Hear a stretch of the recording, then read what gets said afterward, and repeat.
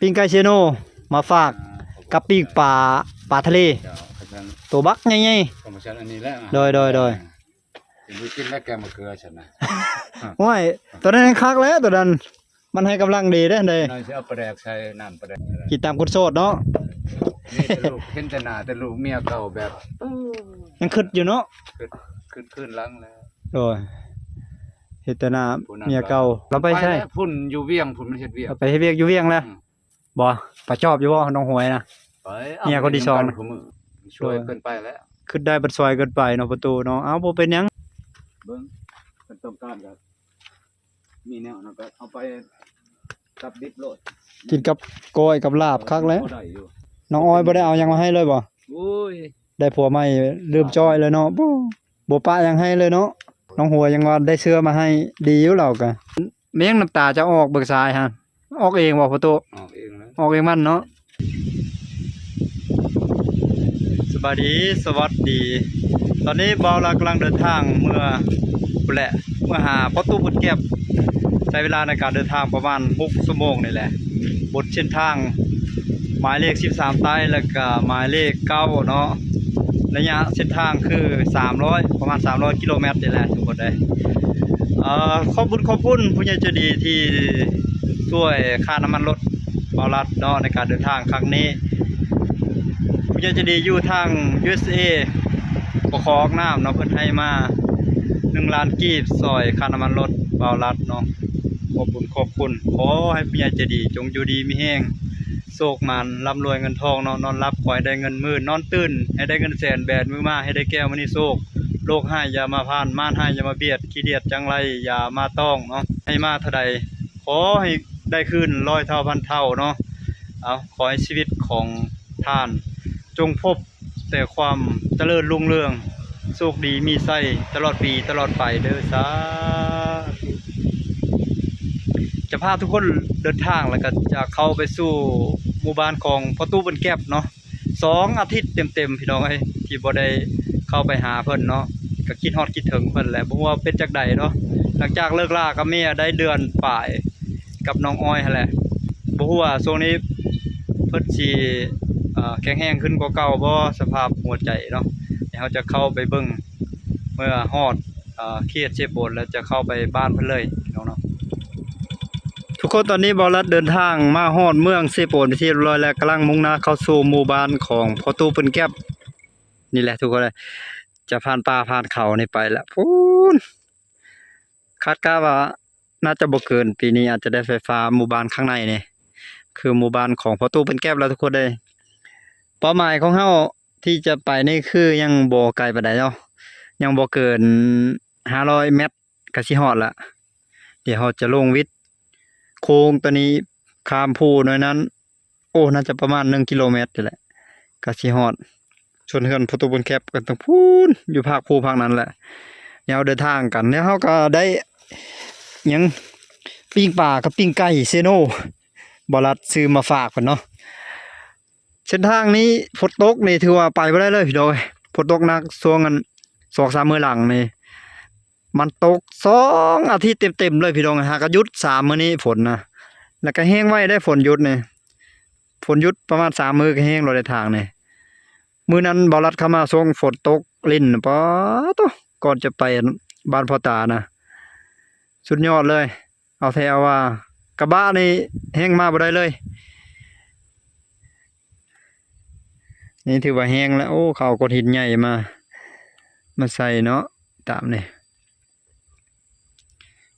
เอาบัดนี้เดี๋ยวไปหาเพิ่นวิดีโอนี้มาฮอดแล้วเฮือนพ่อตู้เปิ้นแก็บพี่น้องเอ้ยบัดนี้ปลาไก่หลายแท้เซี่ยวๆอยู่2 4 5 6 7 8 9 10โตโธ่เฮ็ดหยังอยู่เนาะเปิดฝาออกมาท้องฟ้าสว่างสดใสเลยฮอดหมู่บ้านลมพัดโจ้ยพัดใบไม้อันนั้นสบายดีพ่อตู้สบายดีคือเรา โดยสวัสดีคือเก่าเนาะต้มยังหั่นคอนกุมอยู่โอ้ยลูกเบิ่งมาแกงมะเขือละล่ะแกงมะเขือเบิ่งได้บ่ได้มะเขือละล่ะได้แกงสิแกงมะเขือคืนเนาะบ่มะเขือหวานแกงใช่นี่ยังนี่กุ้งบ่น้ำไม่ส้มน้ำไม่ชมน้ำไม่ส้ม หน่อส้มโอ้ บ่มี อันนี้บ่อาหารแรงเจ้า นี่แหละ กินนี่แหละ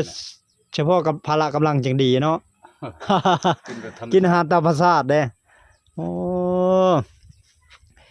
ได้ปิ้งไก่เชโนมาฝากกับปิ้งปลาทะเล เจ้าเขาจะ ตัวบักใหญ่ โปรโมชั่นอันนี้แหละ โดย กินไปกินแล้วแกงมะเขือฉันนะ ๆโอ้ยตัวนั้นคักแล้วตัวนั้นมันให้กำลังดีเด้เด้ น้อยสิเอาปลาแดกใส่น้ำปลาแดกไปยังใส่พอมัน โดยพละกำลังดี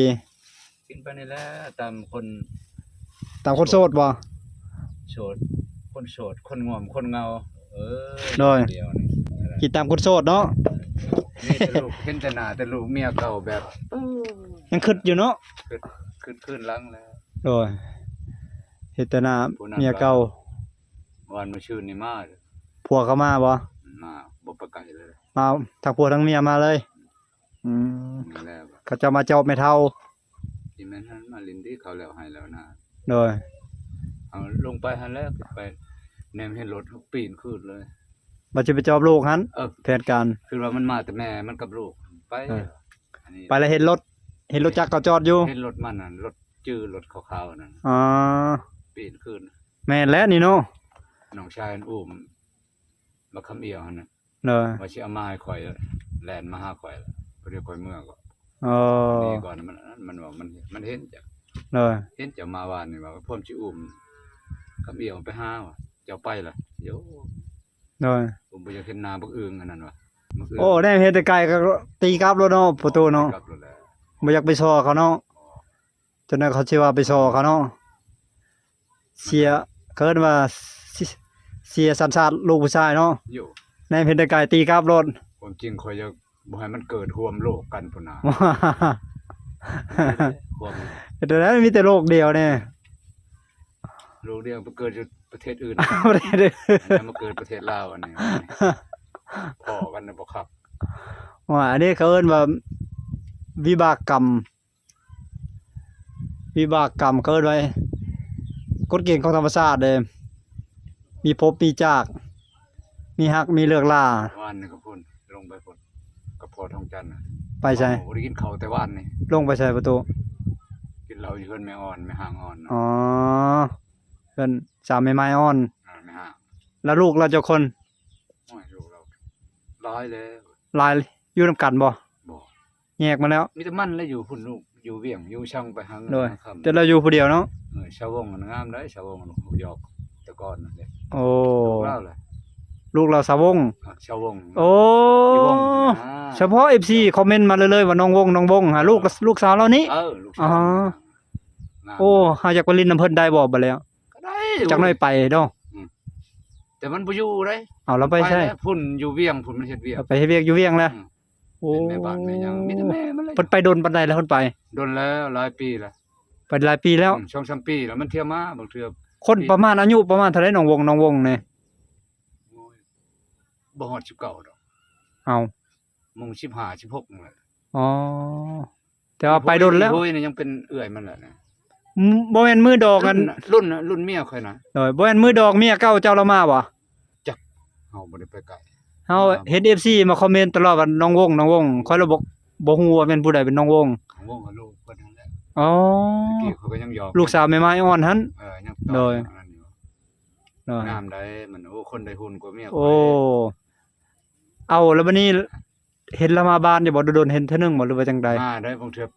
มีเวียกเนี่ย1ปีใหม่ช่องมา มันพักแหล่งพักหยังมันมา โดยโอ้ บางหลังนี่มันมาแล้วจักเดือนหยังเลยมัน บัดนี้อัน ชาวนางเด้น้องวงกับน้องนาง เจ้านางมาต่างอีกอยู่เฮือนต่างอยู่พี่ มีคนคอมเมนต์หาอยู่อันนี้ก็เขาบอกให้ไปหาแน่ว่าไปเล่นน้ำสาวนางแน่ว่า มันใกล้กันนั่นแล้ว ใกล้กันหั่น เจ้านางกับชาววงนะ โอ้อยู่บ่มันอยู่บ้านอยู่บ่ ไปมันได้พวกนี้ ขอยเห็นแมงน้ำตาจะออกเบิกซ้ายฮะออกเองบ่ประตู ออกเองนะ ออกเองมันเนาะ เพราะมันลดลมตะกี้ มามื้อนั้นก็ผ่านมาก็บ่ได้เห็นนะมาแต่ละเทื่อบ่เห็นน้ำตาเบิ่งซ้ายประตูออกมามื้อนี้เห็นน้ำตาออกเบิกซ้ายย้อนคิดเบิ่งคักเลยนะ คิดฮอดลูกหั้นแหล้วกับเมียเก่าหั้นแหละเบิ่งคักเลยแบบนี้ มันประชุมประชาหลายแนวอันหนึงมันก็มัน โดย มันก็บ่ออกบางเทื่อมันก็ออก อ๋อ เวลามันคัดมันน่ะนะ ญี่ปุ่นเขาบ่นี่นั่นนี่อันนั้นน่ะ ผสมผสานหลายแนวเนาะบวกเข้ากัน โอ้คำ หลายปัจจัย แล้ว โดยเอายังรออยู่เป็นหยัง FC คอมเมนต์มาให้กำลังใจสู้ๆเด้อประตูเป็นเก็บตลอดเลยหลายเด้หลายคนได้คอมเมนต์ให้กำลังใจหาไม่บางคนบอก บางคนหลายคนได้บอกหาไม่ฮะ โอ้ย3 เดือน3 เดือนเจ้าก็ลืมแล้วประตูเอ้ย สิฮอดได้เดือนฮอดได้ของวันที่ คันเจ้าอยู่ในกระท่อมนี่ตลอดเราจะบ่ลืมปีหนึงก็คันเจ้าได้ออกไปเล่นบ้านนั้นบ้านนี้เราจะลืม คนอื่นเนี่ย แบบนั้นน่ะ มันผัดบ่มีตีนยาวที่มีรถ เออ แค่นั้นยาว มันต้องได้เดินทางโดยรถจักรได้สมัยนี้เนอกจากไปได้ไกลเนาะเนาะเจ้าน่าจังยากไปเบิ่งเพิ่นเนาะไป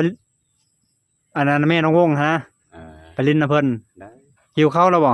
คันหิวก็กินข้าวก่อน บ่อยากจะดีนะ ยังบ่อยากจักดีเลย บ่ อ๋อ คนละดึกพุ่นละ เด็กเนาะเออ ไว้ก่อนอันเด้ลูกร้อยหันเป็นยังได้ขนมบ่ บ่ปลาชอบอยู่บ่น้องหวยน่ะ ไป เนี่ยคนที่สอง นะ ลิ้นนำกันคุมื้อ คนอันนี้คนมันสังคม โดย คนสังคมสูงมันบ่เกลียด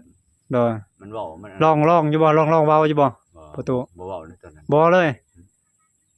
บ่อย่าว่าลองว่าคือดีกันบ่ได้บ่นี่ บ่เว้า บ่เนาะ บ่เว้าถึงมันเป็นอดีต เสียเปรียบลูกผู้ชายเนาะ บ่ผ่านไปห ผ่านไปแล้วผ่านไปเลยเนาะ คือตัวเว้าแล้วมันลายอยู่ โดย ยิ่งเบิด ผู้หญิงหลายอยู่เนาะ ดีกว่านี้งามกว่านี้บางเทื่อ โดยแม่นประตูคิดถูกต้องแล้ว หยอกกันซื่ออันนี้ก็บ่ปะบ่ทิมกันนะเพราะ หักแพงกันแบบอ้ายแบบน้องเนาะ เฮาก็บางเทื่อก็เพื่อนพ่อแม่มันเขาปะเขาบ่ปะเฮาแม่มัน โดย มีกินมีหยังมาเขาก็มาเอิ้นมาบอกอันนี้ เอิ้นใช้เอิ้นหาอยู่เขาเอิ้นว่า คือมัดของมัดแขนมันหมื้อนั้นมานำฮอดพี่แล้วแม่เฒ่า อ๋อ ไป เราก็ดีเลยไม่เท่าเนาะ เนาะ โดย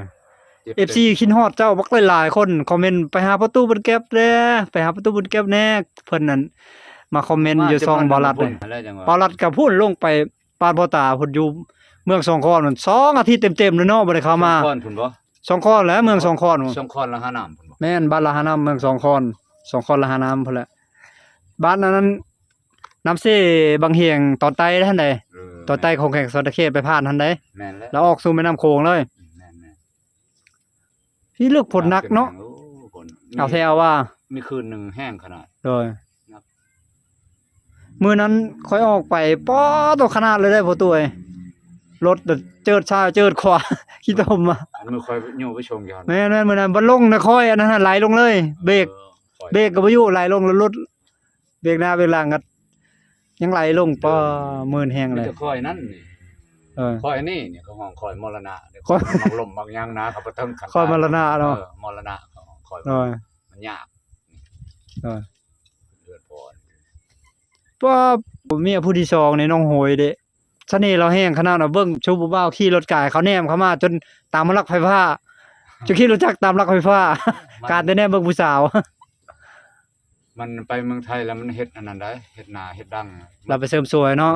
เราแต่งหน้าแต่งดัง เป็นเงินลาวเฮามันชาวปลายล้านพุ่นน่ะมันเฮ็ด ป้าโธ เห็นบ่มันขาวกว่าเก่ามันงาม เราไปหาเงินได้เราก็แต่งเนาะ คนมักอันนั้นแน่ โดย มักไปมักลิ้นมักเที่ยวมัก เล่ากับชงลูกชงหยังเนาะเรายังได้ผ่อนรถพุ่นเนาะรถจักรเราผ่อน เออ คันหนึงสิเบิดแล้วยัง3งวดบ่คือว่าเราว่าเราผ่อนมอเตอร์ไซค์อยู่แล้วหั่น เพื่อนรังนี่กินแต่น้ำมันนั่นแหละใช่ โดย น้ำมันนั่นแหละฉันบ่มีรถขี่เขาก็ เราไปหาเงินหาข้ามก็ส่งมาบ้านเนาะ มันชงออกอีกได้เฮือนน่ะ โดย เงินมันชงออกบัดชาวปลายล้าน โอ้ ชงกระเทิบออกฮะ โดยกันเนาะ เออก็ถือ น้องหวยได้เป็นคนเติมต่อ ตอนนั้นเฮ็ดกับประตูก็ได้แต่อันนั้นบ่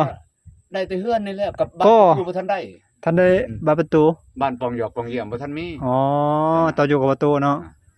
ก่อขึ้นมาแล้วบ่ทันได้ใช้ประตู ก่อขึ้นมาแล้ว ยังบ้านยังบ้านประตู แต่ว่าวงมันเข้ามาแล้ววงปองเยี่ยมบ้านปองเยี่ยมวง อ๋ ป อ องเยี่ยม วันนี้หลังจากย่ากับประตูแล้ว อย่า เราก็สานต่อมานี่ มันชานจอมันหาเงินมาผล เราหาเงินได้เราเอาประตูเอาหยังมาใส่ มันให้เกาะมันสิเฮ็ดอีกหลังหนึงไม่ต่อไป โอ้เก่งเราหาเงินเนาะ โอ้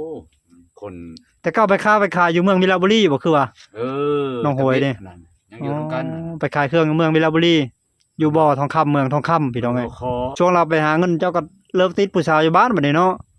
ติดน้องออยอันเด้แม่นแล้ววะ แนวมันแล้วเฮ้ย เมียไปหาเงินเจ้าก็ลุยเลยแล้วทั้งนี้เนาะ ไปจีบน้องออยต่อ เฮาพัดบ้าคิด เก๋า เมียพัดบ่ได้อยู่ได้นอนนํกันสุรายมีแต่ไปก็ไปมันก็ โดย คนเฮามันก็มี แนวคิด แนวคิดใจแตกแน่ก็ โดย มีคนมามักมาหักอีกโอ้ยสำตื่นปลาลูกปลาเมียบ่ฮู้จักว่าหมู่สิขี่สิหัวใจถึงขนาดนี้ฉันโอ้ยปล่อยมันไปหาเงินหาคำ โดย เฮาก็สิเฮ็ดหยังพี่ลึกเฒ่าแก่แหละ โดย มันมากะอยู่นํกันนอนนํกันไป เออ หาเงินมันก็บ่แม่นมันสิไปอันนั้นน่ะบางเทื่อมีเวียงมีหยังเฮาโทรมันก็มา โดย ของลูกอยู่พี่ลูกอยู่พี่ โดย นางลอยอยู่ โดนๆเราก็มาเนาะเราก็ไปอยู่ไปนอนนํกัน คิดแล้วพอยังว่าโอ้ เราอยากไปหาเงินก็ปล่อยเราไปเนาะธรรมดาเนาะคันคือเดี๋ยวนี้เนาะ เดี๋ยวนี้ โอ้สายไปแล้วเนาะ เพียงเขาแล้วช่วยเกินไปแล้ว คือได้บัดซอยเกินไปเนาะประตูเนาะเอ้าบ่เป็นหยัง เพราะว่าคือผู้นี้พัดปะถิ่มกันคิดว่า เออ สิมั่นคงนํกันน่ะจนเฒ่าจนแก่บ่พอเท่าใดมันมีคนมาแฉกมาแช่งพัดไป โด ว่าย เจ้าเพิ่นปล่อยให้น้องอ้อย ปล่อย ไปลำพัง เจ้าอย่าปล่อยล่ะ จริงมันก็บ่ได้ไปดอก โดย สุดท้ายมีโทรศัพท์นั่นแหละ โทรศัพท์เนาะ แชทหากันโทรหากันเบิ่งหน้ากันอยู่ เออ นั่นแหละ เจ้า เงินคำมันก็แพง เออ มันก็พากมันบ่ได้เอามาให้ได้ตอนนั้นน่ะคนมันก็อยู่บ่ได้เลยใจแตก โดยบางคนก็คุมโทรศัพท์ประตูบ่ได้คุมเนาะคุมโทรศัพท์ บ่คุมนะคนบ่คุม โด นะ ย ปล่อยเป็นอิสระแล้วนะคัน โด ว่าย นั่นแหละคันว่าแม่นของเฮาปล่อยเขาก็บ่เฮ็ดคันว่าเขาคนเป็นใจเฮาคันเขาบ่อยากนอกใจ ไปร้อยบ้านพันเมืองก็บ่ เออ ยังเป็นของเฮาคือเก่าเนาะคันขาดสิเป็นของเฮาเนาะ แนวมันแหละอันนี้มันบ่เป็นของเฮาแหละ โดยเป็นของเขาขาดสิเป็นของเขา โอ้เขามื้อนั้นจักแม่นดึกปานใดเขาปิดเครื่อง โอ้ เขาปิดเครื่องไฟ เลิกเตอร์บ่ เลิกแล้ว มืองานดอกงานแต่งเขา จะว่าหมดคืนบ่จ้ะจะว่าหมดคืน เจ้ารับก้อนบ่ รับค่อยบ่สนใจเด้อค่อยนอน เจ้านอนรับปลาก่อนเนาะน้อย ไปเบิ่งในโทรศัพท์มันยังเห็นคลิป อยู่บ้านพุ่น บ้านใด บ้านนั้นวังกงบ้านวังกุ้ง ไปนำกันบ่อันนั้นเขาจัดงานแต่งฮะ เห็นคลิปอยู่ อ๋อ ค่อย ปานนี้เลย ไปแล้วนะปัดนี้บ่เบิ่งนะคลิปอยู่พี่ชูว่าอะไรเห็นจักแม่นไผอันไปลงไปอันนั้นเนาะมีคน แม่นแล้ว ไปยังดะ ก็ทีมงานนั่นแหละ อ่า เขานำไปส่งไผแดงงานส่งไผแล้วว่า อ่า งานส่งสะพาย ทุกไผเห็นฮอดมือแต่งนะ น้อย กินข้อยมือกินข้อยแล้วแหละ เมื่อกินข้อยบ่รัดก็ได้ไปอันนั้นเด้ได้บ่เก็บภาพแหละก็มีคลิปหนึงเด้บ่รัด อ ก็ ยู่พุ่นใดบ้านวังกงไหน บ้านน้องกรุงบ่รัดบ่ได้ไป อยู่นี่เห็นแล้วอันเจ้าแล้ว เออ เก็บภาพอยู่นี่เห็นภาพ เออ เห็นฮอดเจ้านะ เห็นเนาะ เห็น เออ อยู่วัง จับ อยู่วังกง มัดแขนก็เห็น เห็นเนาะ มัดแขนนั้นเมียมัดแขนลูก น้อย มันก็อุ้มลูกอยู่เลย น้อย มันโอ้เจ้าบ่าวไปใช้เห็นเจ้าบ่าวเมาแล้วเจ้าว่าว่านะ แม่น เห็นหน้าเจ้าบ่าวนี่นั่นน่ะว่าค่อยเบิ่งนะบ่เห็นบักอันนั้น น้อยบัดอันนั้นพุ่นบัดตอนท้ายคลิปพุ่นแล้วเห็นเราไปนั่งอยู่ในนุ่งเสื้อสีดำคอบวงเด้นุ่งเสื้อยืดสีดำแล้วไปนั่ง เราออกมานั่งอยู่บนโต๊ะแล้วแล้วน้องอ้อยกอดคออยู่อย่าปล่อยเขามีความสุขจะได้ขาดบ่แม่นของเฮาแหละขาดสิบ่แม่นของเฮาล่ะ ไปช่างแต่งงานว่านุ่งเสื้อสีดำเมาได้อีนายอ้อก็เสียชัด เห็นบ่ เห็นล่ะ เห็นเมียเก่านะ เมา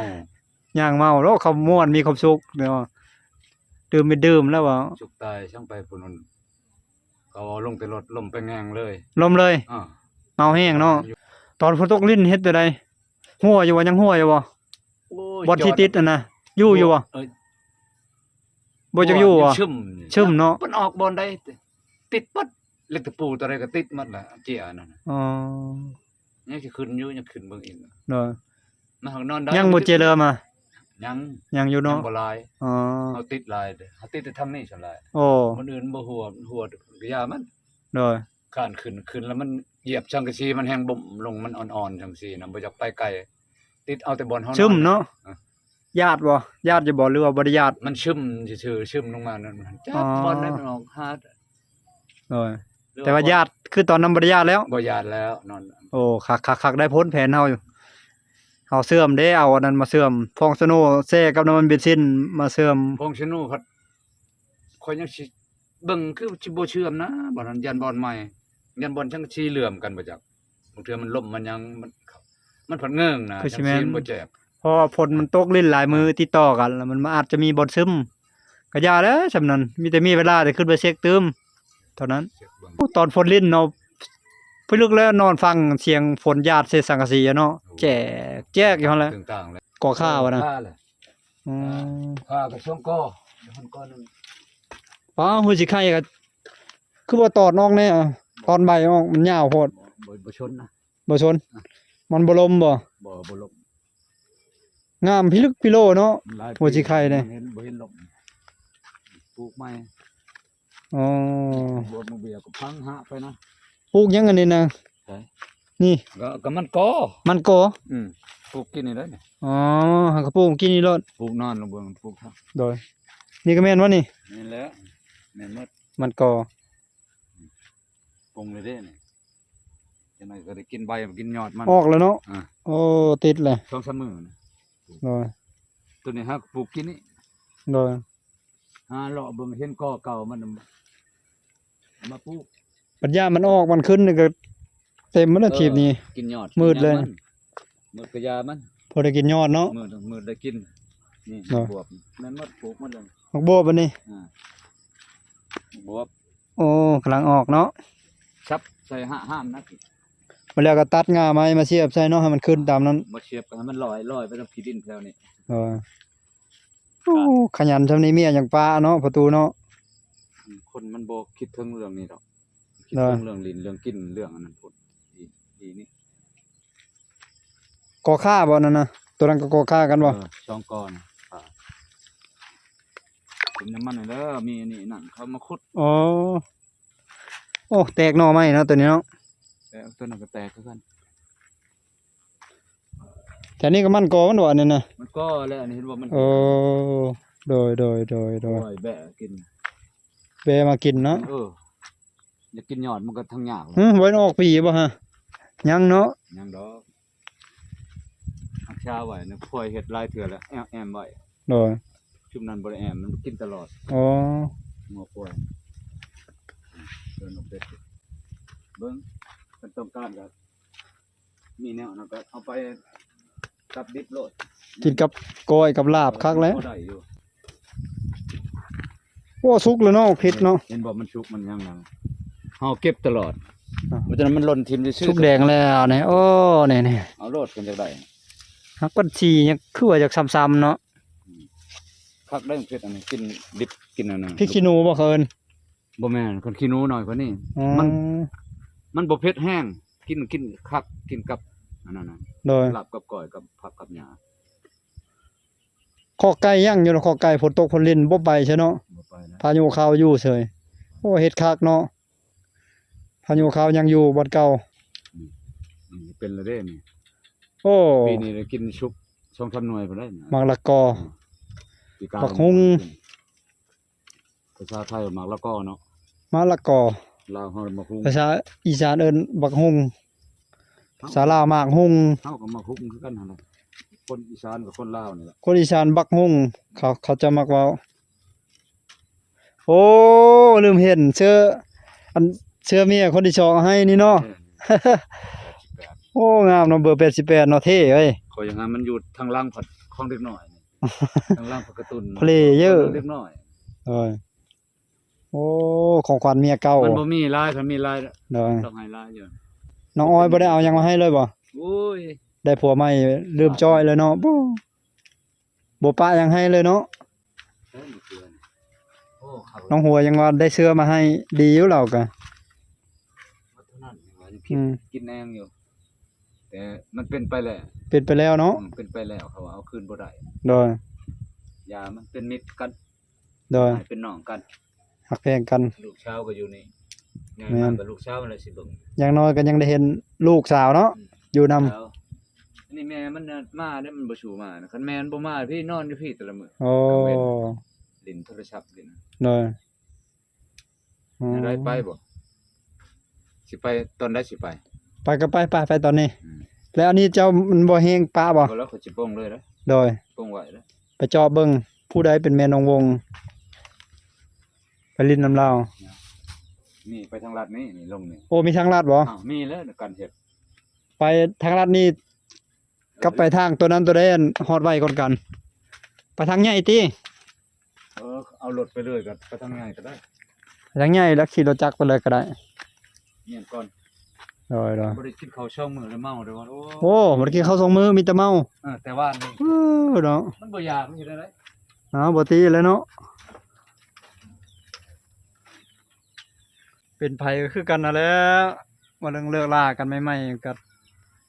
รู้สึกแบบเดียวกันเบิดแหล้วเนาะว่าเรื่องฮักกันสิลมสิตายแล้วมาเลิกมาลากันอกหักเป็นธรรมดา มันมีแดดแล้วก็ใครแน่เนาะมีไฟแน่บัดนี้โซลาร์เซลล์เจ้านี่แดด 2-3 มื้อ ใส่แต่มันนี่แหละเบิ่ง โดย ปลดก่อนนั่นคือปลดมันบ่มีแสงล่ะ โดย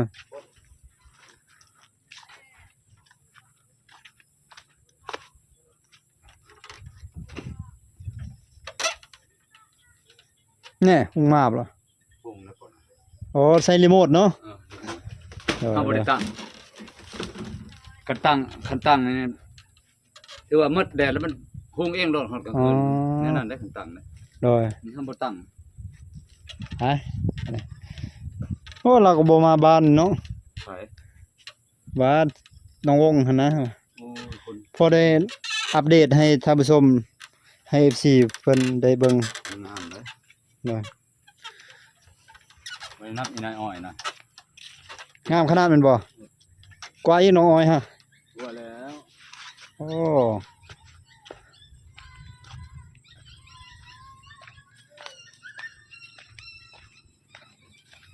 กินอยู่หันแล้ววานนี่ก็ได้ หน่อย มีแต่นั้นบ่ บัด นั้นแล้ว ผู้ชื่อนางหั่นเด้ผู้ชื่อนางก็งามอยู่บ่ งามงามอยู่ เฮ็ด FC ถามตลอดเลยคอมเมนต์อยู่ตลอดเลย เจ้าบ่ได้เห็นบ่อยู่ บ่รัดบ่ฮู้ว่าผู้ใดเป็นน้องนางนี่เฮือนนี่อยู่ใกล้กันหั่นบ่บ่ประตูโอ้พอดีไปคันเพิ่นอยู่ก็แวะไปเล่นน้ำเพิ่นเอาวิดีโอนี้สิ้นสุดสำนี้เด้อพี่น้องเด้อยาวหลายเลยเนาะติดตามวิดีโอถัดไปวิดีโอนี้ลาทุกคนไปก่อนสบายดีโอ้รถจีดเนี่ยเนาะ